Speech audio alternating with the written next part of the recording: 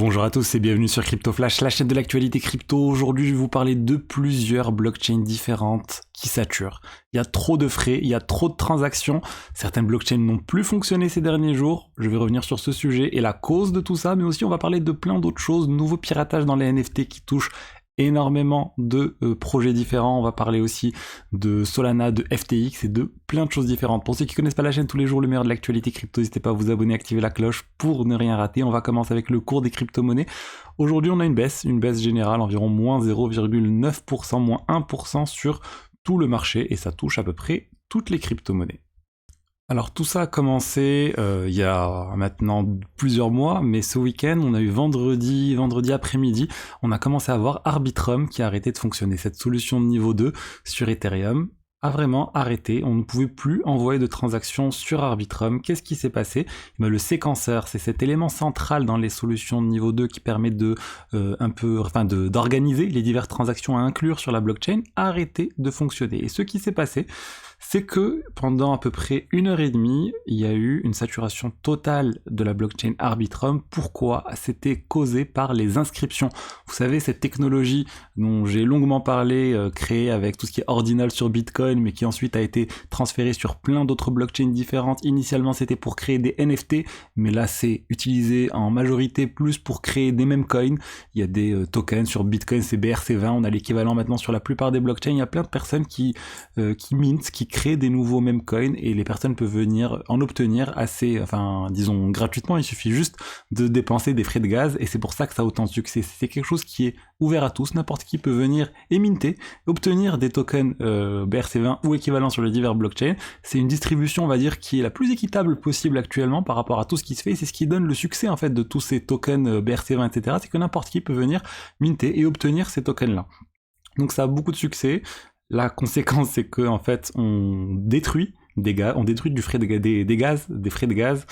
Beaucoup d'argent en fait est détruit comme ça. C'est un peu, vous savez, comme sur le Bitcoin, on a le proof of work pour prouver qu'on a réussi à dépenser de la puissance de calcul et ce qu'on est récompensé pour ça. Là, on a quelque chose d'équivalent. On a un peu le proof. C'est pas du work, mais c'est une preuve de destruction d'argent en fait, et on est récompensé en récoltant des tokens BRC20 et équivalent à côté. Donc Arbitrum a arrêté de fonctionner comme je vous l'ai dit. Les frais ont explosé sur Arbitrum. Depuis, c'est bon, c'est revenu. Arbitrum refonctionne, mais il n'y a pas que Arbitrum qui a connu des problèmes. On a eu aussi ZK-Sync. ZK-Sync, c'est plus compliqué. Ils ont eu aussi beaucoup de transactions d'inscription. Ils ont jusqu'à 150 transactions par seconde, ce qui peut sembler pas beaucoup, mais c'est beaucoup pour une blockchain. En tout cas, pour ZK-Sync, c'était la limite qu'ils ont atteint. Aussi, c'est une solution de niveau 2. Ils ont dit ça marchait pas très bien, le séquenceur fonctionnait bien, mais c'est la base de données qui a eu un problème. Ils ont dû la mettre à jour. Et moi, honnêtement, je trouve ça très triste quand j'entends parler d'une blockchain et j'entends parler de base de données. Je me dis, mais c'est complètement à l'opposé de ce qu'on est censé avoir. On n'est pas censé avoir une base de données. Dans une blockchain, c'est censé être le plus décentralisé possible. On n'est pas censé avoir une entité qui met à jour une base de données pour améliorer la qualité, la rapidité de la blockchain. Mais bon, ça en fait, ça a permis de réaliser que les diverses solutions de niveau 2 qu'on voit jusqu'à maintenant sont pour la plupart extrêmement centralisées. Il y a des bases de données, il y a le séquenceur qui est centralisé. Donc attention, ces divers blockchains, on n'est pas encore au niveau de la décentralisation d'Ethereum et des autres solutions de niveau 1 similaires à Ethereum. Ils y arrivent, ils sont en train de travailler pour arriver à ce niveau de décentralisation, mais on n'y est pas encore. On a Polygon, ils ont aussi eu beaucoup de transactions et ils en ont depuis un certain temps, mais Polygon continue de bien marcher. Polygon, ils ont 5 à 18 millions de transactions par jour, énormément d'inscriptions. C'est assez hallucinant la quantité d'inscriptions qu'il y a sur Polygon. Et ça fonctionne toujours, il y a des pics, mais voilà, ils arrivent en tout cas à maintenir la blockchain. Les frais de gaz augmentent légèrement, mais ça continue de fonctionner. Et le réseau Bitcoin aussi sature, mais lui, ça continue de marcher, c'est juste quand le réseau Bitcoin sature, les frais augmentent pour envoyer des transactions. Et regardez, là, à l'heure où j'enregistre cette vidéo, pour envoyer une transaction sur le Bitcoin, on est à peu près $17, $19, $22. Et si on regarde la moyenne des transactions, en fait, la moyenne qu'il faut dépenser pour envoyer une transaction sur le réseau Bitcoin, on est à $37 le 16 décembre. C'est juste énorme. On a dépassé le plus haut sur un an qui avait été atteint en mai. On était autour de $30 et on se rapproche en fait des plus hauts historiques. Le plus haut historique, c'était en plein bull market. On était avril 2021 à peu près. On était à 40. On était même monté à plus de $62. et on a 37 $, et tout ça vraiment causé uniquement par les inscriptions, le protocole Ordinals. Donc beaucoup de personnes considèrent que tout ça c'est du spam, qu'on est en train de spammer les divers blockchains, que le réseau est en train de saturer à cause de ça, que c'est pas normal. Moi je suis d'avis que c'est juste l'utilisation du réseau. Normal, les gens sont prêts à payer pour inscrire des données sur la blockchain, et c'est ce qui fait qu'il y a ce prix qui augmente pour inscrire des transactions. Ça me choque pas, je trouve ça tout à fait normal. Si les gens veulent payer moins cher, il faut basculer sur des solutions de niveau 2. Le Bitcoin en a quelques-uns, mais c'est pas encore, on va dire, aussi opérationnel que sur Ethereum, etc. Mais ça commence. Et on a par exemple Stacks qui se veut être une solution de niveau 2 pour faire tourner des smart contracts, etc. Mais il y a bien sûr les diverses solutions de paiement telles que Lightning qui fonctionnent. Le problème c'est que toutes ces solutions, même en environnement de frais élevés, ça reste compliqué. Le Lightning Network, quand vous êtes dans une situation actuelle où les frais sont élevés, pour créer un nouveau channel, un nouveau paiement avec une entité avec laquelle vous n'avez jamais interagi, vous risquez d'avoir des frais quand même élevés pour la création de ce canal entre vous et eux. Donc bon, ça remet en cause vraiment pas mal de choses, cette saturation de la blockchain créée par les ordinals, par les inscriptions.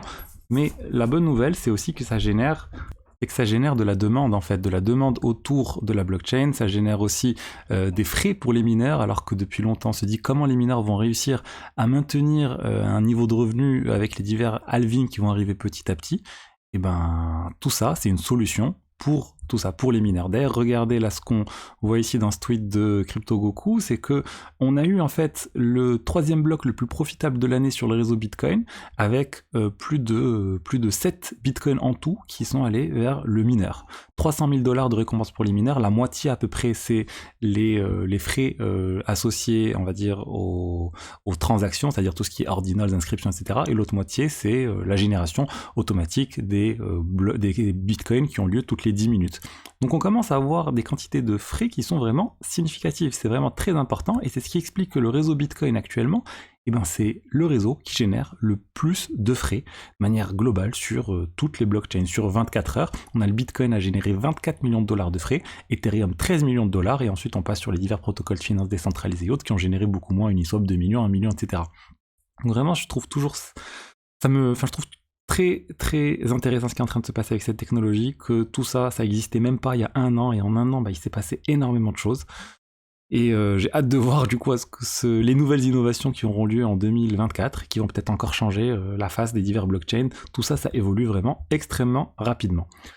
Je vous invite à vous inscrire, plus que 4 jours pour mon webinaire gratuit sur la finance décentralisée, comment générer le meilleur rendement possible avec vos cryptos. On va aborder plein de choses, le lien est dans la description.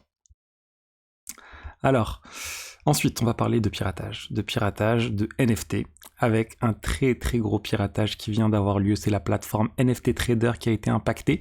Les diverses personnes qui avaient interagi avec NFT Trader et qui avaient laissé les autorisations, les approvals des smart contracts pour manipuler leurs NFT, ils ont eu un problème, et énormément de NFT, de Bored Ape Yacht Club, de NFT vraiment qui coûtent très très très cher ont été volés, ça vaut pour plusieurs millions de $, ont été piratés. Alors ce qui est le plus étrange dans toute cette histoire, c'est qu'au final, le pirate a rendu en fait l'argent contre une somme qui est de 10% du floor price, donc du prix plancher, donc il a pris une petite commission, mais il a rendu les 36 Bored Ape Yacht Club et les 18 Mutant Ape Yacht Club. C'est assez fou. A priori, il aurait stressé et finalement, il a rendu l'argent contre cette récompense. Mais ce qui est le plus marquant, c'est que le même jour, on a eu un autre protocole qui a été piraté, Flooring Protocol. Et eux, le pirate a vendu en fait les NFT qu'il a volés, encore des Bored Ape Yacht Club, des Pudgy Penguins aussi, et plus d'1,68 million de $ ont disparu comme ça. Donc malheureusement, voilà, les piratages continuent. Là, ça a touché les NFT, mais ça touche aussi plein d'autres choses. Et là, disons, ce qu'il faut tirer de tout ça, c'est qu'il faut révoquer les permissions des smart contracts avec lesquels vous n'interagissez plus, ou avec lesquels vous n'avez plus interagi depuis un moment. Sur revoke.cash, vous pouvez faire ça très simplement. Ensuite, je voulais vous parler de FTX. C'est une mauvaise nouvelle autour de FTX et des gens qui ont de l'argent bloqué sur FTX. Alors, selon les dernières informations, FTX veut rendre l'argent aux utilisateurs en fonction de ce qu'ils avaient au moment du crash de FTX, mais au niveau de la valeur en dollars, pas au niveau de la valeur en crypto. Donc si vous aviez un Bitcoin qui à l'époque valait 17 000 $, FTX devrait vous rendre l'équivalent par rapport à 17 000 $. Donc si vous aviez normalement gardé le Bitcoin chez vous, vous auriez beaucoup plus, vous avez 42 000 $ maintenant. Sauf que là, vous n'aurez récupéré que 17 000 $. On va voir maintenant si ça va être accepté. J'espère que ça ne sera pas accepté parce que c'est pas du tout un bon plan pour tous les utilisateurs qui avaient de l'argent bloqué, qui espéraient récupérer et beaucoup plus avec l'explosion des crypto-monnaies depuis la chute de FTX. Notamment, le cours de Solana a beaucoup augmenté suite à l'affaire FTX. Mais si ça reste en l'état, c'est vraiment une très mauvaise nouvelle pour les utilisateurs qui avaient de l'argent sur FTX. D'ailleurs, la quantité de tokens Solana KFTX est passée leur valeur est passée à plus de 4 milliards de dollars, alors que lors de la chute, ça valait à peu près 1 milliard de dollars. Ensuite, j'ai trouvé cette information assez intéressante autour de l'USDT et de Tether qui a commencé à travailler avec le FBI et les services secrets aux États-Unis pour pouvoir bloquer les wallets autour de piratage ou autour de choses malveillantes. Donc disons qu'il y a l'USDT qui est en train d'essayer de collaborer le plus possible avec le gouvernement américain pour potentiellement ne pas avoir les problèmes qu'a eu Binance aux États-Unis, éviter une amende ou autre. Mais en tout cas, c'est intéressant de voir ce qu'est en train de faire Tether. Et ça permet aussi de garder en tête que, n'oubliez pas que Tether a le moyen de bloquer n'importe quel USDT qui est sur n'importe quelle wallet. Si ils veulent, ils peuvent le faire. Et pour finir, on a ce tweet qui a été retweeté par le fondateur de Solana qui montre en fait que le volume de trading sur les exchanges décentralisés sur Solana a dépassé Ethereum sur 24 heures. Là, quand on va voir sur DeFi Lama, c'est repassé en dessous, mais on est quand même sur un volume de trading de Solana sur 24 heures qui est à 1 milliard de dollars, alors que sur Ethereum, on est à 1,3 milliard de dollars, donc c'est vraiment très proche et c'est bien au-dessus de la troisième blockchain, la BNB Chain, avec 326 millions de dollars. Donc vraiment beaucoup d'intérêt autour de Solana dernièrement, on en a pas mal parlé, les airdrops et plein d'autres choses. Et ça montre aussi que les gens sont en train de trader sur Solana. Il y a le Bonk notamment qui marche très bien, et plein de choses. Donc vraiment, Solana est en train de revenir sur le devant de la scène. Voilà ce que j'ai à vous dire aujourd'hui sur les diverses actualités crypto. J'espère que le contenu vous a plu. Si c'est le cas, n'hésitez pas à liker, à commenter, à vous abonner. Je vous dis à demain pour la suite. Au revoir.